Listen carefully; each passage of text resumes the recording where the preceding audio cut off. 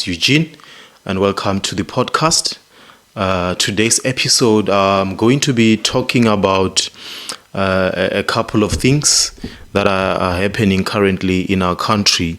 Most importantly, I'll be focusing on the NHI bill that just got signed by the president, Mr. Cyril Ramaphosa, this week. So the new bill has just been passed. Is going to affect a lot of people, a lot of families, a lot of individuals.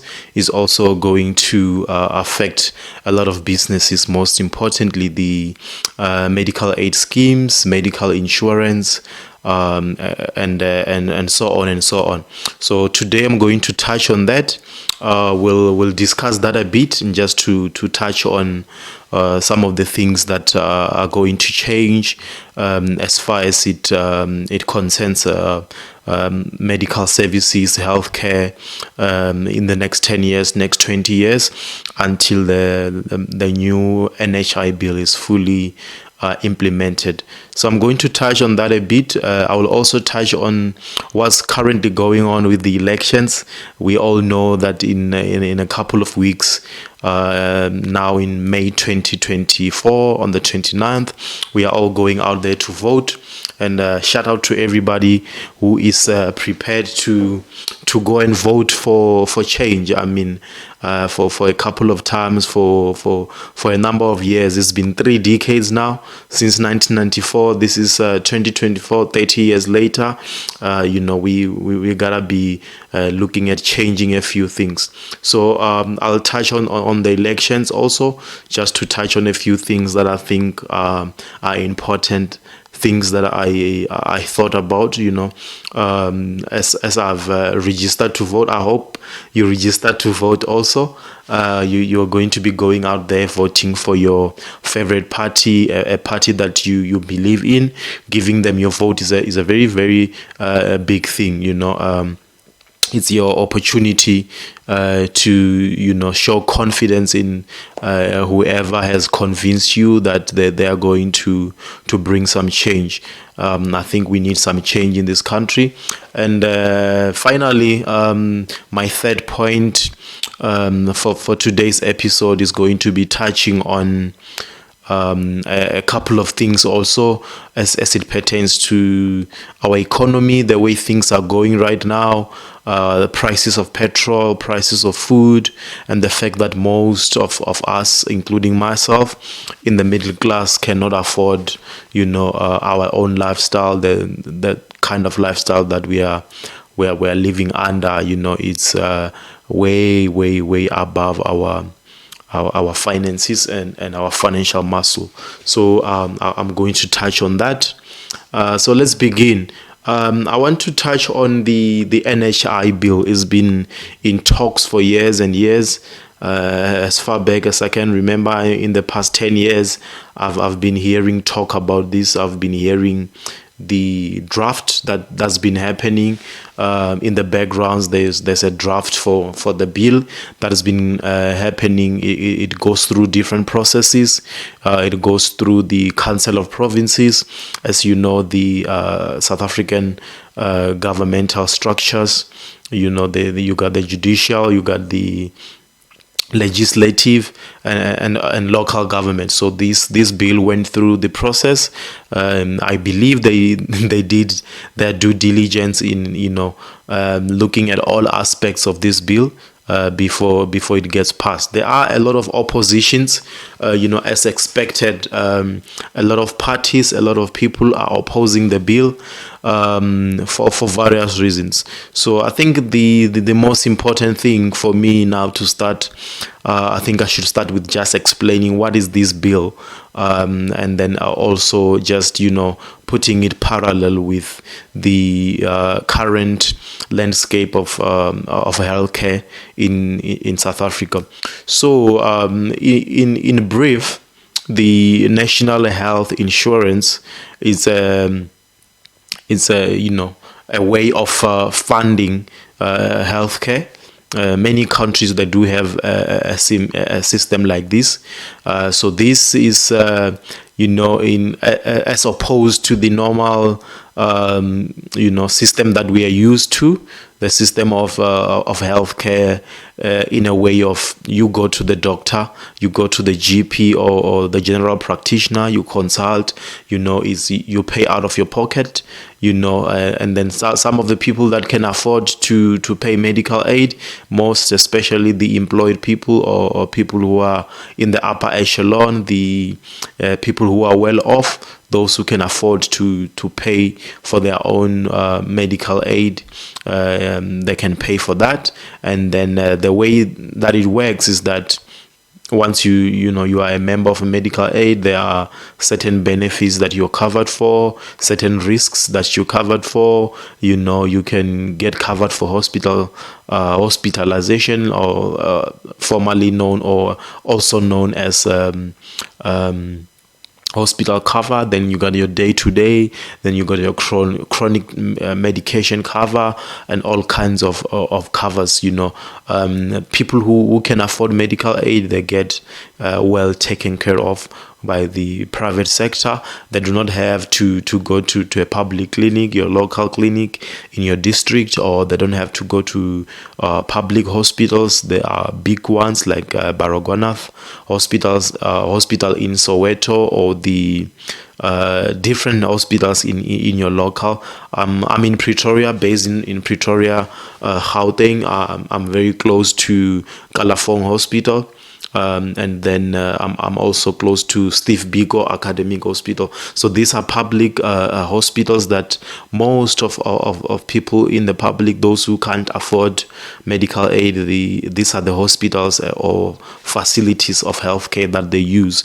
And then that's the landscape of the healthcare in the country. So what this new way of funding healthcare through the NHI bill is proposing is that they're saying that everybody is supposed to get a proper, good quality healthcare, regardless of who you are, whether you are rich or whether you are poor, those who are employed, those who are unemployed. Everybody can be afforded good healthcare.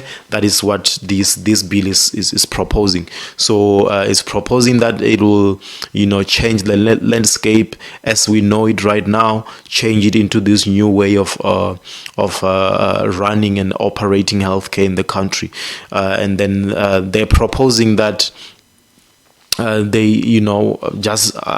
went through the document or the summary of the NHI bill, just browsing through it, trying to understand what it is, to get a summary so I can better download it for you and dissect it. So what they are proposing is that they will have a phased out approach.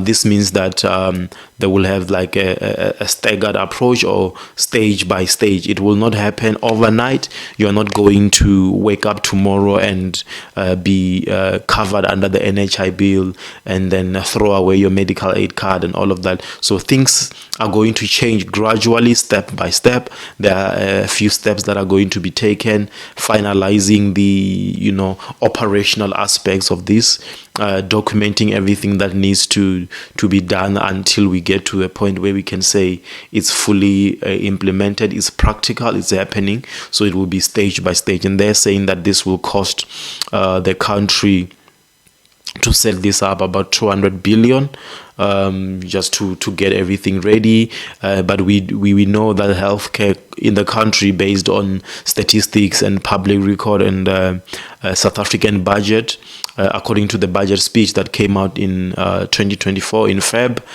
they allocated about 850 billion going towards healthcare across the country. Different provinces will get proportional parts of that budget based on the constituency, the people that they are looking after in that province, and then the money will trickle down into your local government, your local clinics, your local hospitals, national hospitals, regional hospitals, and so forth and so forth. So this is the kind of budget that we use year on year, based on public funds only, about 850 billion. That's a lot of money. And also, if I should just give you another information, is that according to the World Health Organization, most countries which are developed and which are having a good healthcare system, they spend about 8%, 9% of their gross domestic product, their GDP, or the kind of value and money that the country produces in a 12-month period, also known as GDP.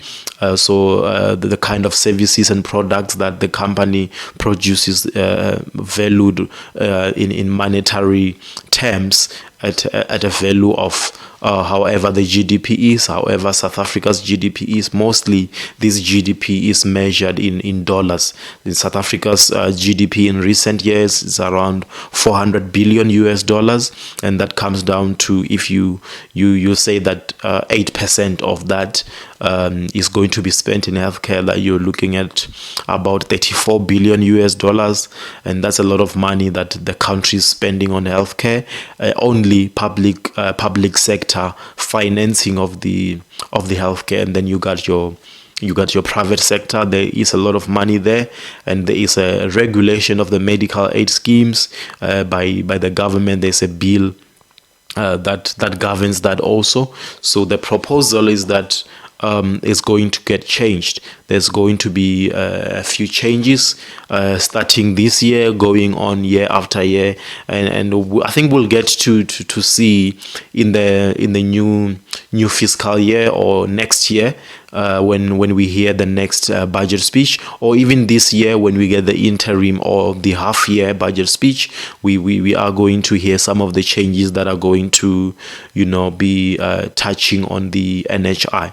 So the NHI is going to, in other words, change a lot of people's lives, myself included. As an individual who is employed, I earn a salary, and many other individuals like myself who get paid a salary, and then you contribute to a medical aid, and then you get good health care, or whatever you can afford, whatever your money can buy for you, that's what you get. So a lot of people who are in members of medical aid schemes, they're going to be affected. I assume, and based on just what I'm hearing from the medical aid themselves this week, or in weeks leading to the release of the bill and the signing of the bill, Discovery Medical Aid Scheme, they released, you can find this on their website, they released sort of like a memorandum on their website, or sort of like a press release informing and assuring their members, those who are members of the Discovery Medical Aid Scheme. Shout out to you for paying and contributing for your own health and the health of your loved ones, your children. So what this press release by Discovery was doing was to raise a few of the concerns that they have with the bill, and just highlighting the effect that the bill will have on people who are members and people who have been contributing to the bill, businesses that are thriving under the current private sector, or under the current healthcare landscape. So the bill basically is saying that a lot of people will get affected.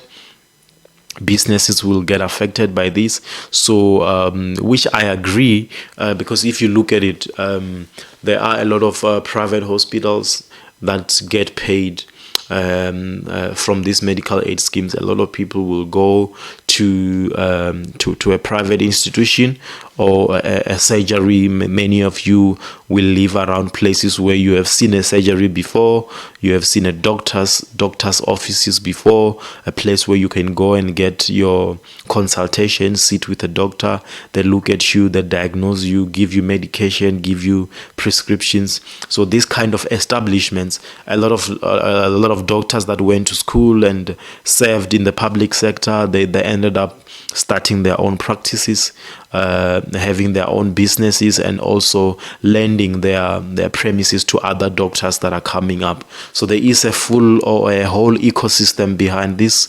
behind the current healthcare as we know it. So a lot of people are going to be affected because what the new bill that has been passed or signed by the president is proposing is that there will be a review of different kinds of medical services that these people offer, your doctors, your specialists, your private hospitals. The services that they offer are going to be reviewed, and then the government and the people who are acting on this bill, they are going to decide on what services will no longer be offered by your medical aid schemes or be covered by medical aid scheme.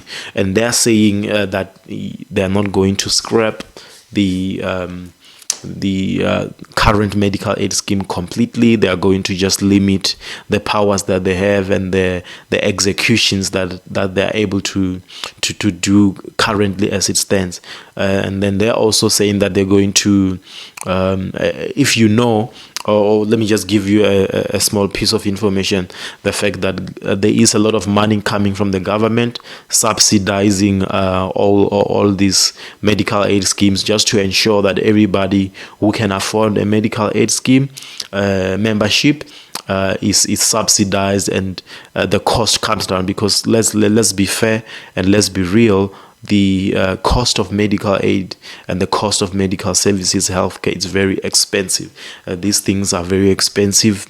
The machinery in hospitals are expensive. So if the government was not assisting these medical aid schemes, it will cost people way more than what they're paying right now. So on average, if I say maybe a young professional or a young family person, or a young family or a young household with maybe 1 or 2 children, they'll be paying around 4,000, 6,000 rand on some of the average medical aid memberships, and a single person or a single individual will be paying around 2,500, 1,500, depending on the kind of cover that you want. So this is made possible by the fact that the government is assisting these medical aid schemes, and also bearing in mind that there is money that is going to the public sector. So the government is sort of funding these two systems parallel. So the system of medical aid is also getting funded by taxpayers' money, the money that employees get taxed on their salary. Some of that money is going to assist medical aid schemes, just to make sure that the workforce or the labor force in the country, those who can afford medical aid, are subsidized. If you were going to spend 8,000 for your young family, you, your wife and your children, you, your husband and your children, if you were going to be spending 8,000 rand, you no longer have to spend that kind of money because of the government subsidy that comes from the tax that the government is collecting. So you end up paying around 4,000 rand, 3,500 based on that subsidy. So it helps a lot. So you can see the burden that is on the system, and also the fact that the medical aid schemes and doctors in particular, the fact that they are concerned about the new bill, that they are worrying whether the government is going to pay them fairly for the services that they will be offering to the general public, or if things are going to force them to accept lower pay or lower medical fees for the services that they offer. So this is some of the things that now we are going to discuss, or I'm discussing, and I'm putting out there to you guys. Comment, give your overview or your understanding of this, your concerns.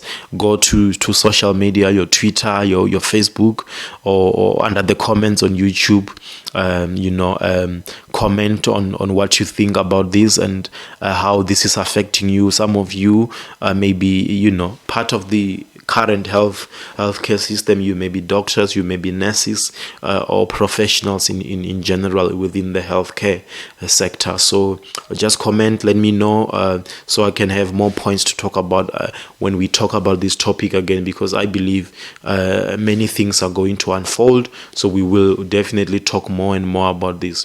So those are some of the highlights that I'm giving to you guys. So you can think about this. Let me know what you think. And also, moving on in this topic, I want to just say that the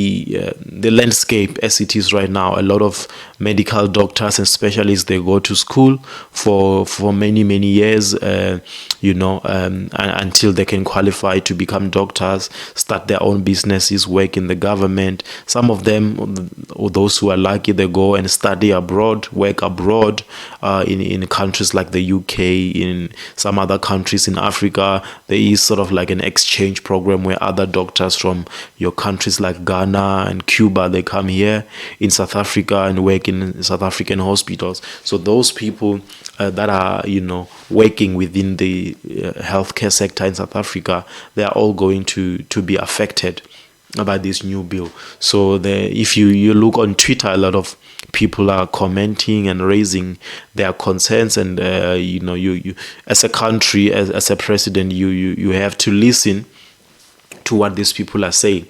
You have to listen to what the doctors, the people who are affected by this, the business owners, private hospital owners, surgery owners, facilities that are currently supplementing or working together with the public sector in the country, or those facilities, they're going to get affected. And you have to be wise, to listen to these people, understand their concerns, and when you, as a country, or as the presidency and the Department of Health in South Africa, as you continue to work on this bill, implementing all the different facets of the bill, you gotta ensure that you listen and take into consideration some of the points that the people are raising. And also, we don't want to get to, as a country, we don't want to get to a point where you are sitting with a failed system, a system that is fully in the control of the government, and it goes and crash, and we have a chaotic system that is failing. So let me now just break down what a failed health system would look like. So we don't have to beat around the bush. There are countries, our neighbors, our neighboring countries like Zim and other countries in Africa, that have healthcare systems or healthcare sectors that are under pressure. You have shortages of medicine, shortages of healthcare professionals, bed or facilities which are in bad conditions, things of that nature. In South Africa, we are not exempt from this issue. The fact that we have a public sector or healthcare system that is run by the government, which is failing or not performing optimally, the way that it's being run right now, it's not performing in a way that you can fully put your trust in it. There are a lot of things that you can question about this. So as a result of many of these things that are happening in our daily lives, you might have seen, maybe you have family members who are using the public hospitals and clinics. Most people who give birth in this country, most of those births are executed within the public sector hospitals. I myself was born in a public hospital, so a lot of us, we know the kinds of pressures and the kinds of strain that is being put on the public healthcare sector. But also, as a country, we have to progress. We have to move from one level to another level. We have to move from the current landscape, the current type of landscape that we are dealing with, and move on to another. So in a nutshell, that's what I wanted to just bring to your attention, or maybe bring some new information to you, explain a few things that are happening within the country in South Africa. So thank you so much for tuning in. Thank you so much for listening to my podcast. On this episode, I touched on that, and I will continue to speak on other things also. Thank you so much for giving me your ear, and we appreciate. Until next time, don't forget to subscribe if you need to stay up to date with information on what's going on in the country, what's happening in South Africa, whether it's politics, whether it's business, finances, things like that. I'll be touching on a few topics just to, experiment with a few topics, talk about a few things until we can get to the core of topics that we're going to be discussing. And I will be bringing guests to join me on this very table. We'll be chatting, decipher, download some of these things, and talk about things that affect us in general as a country. Thank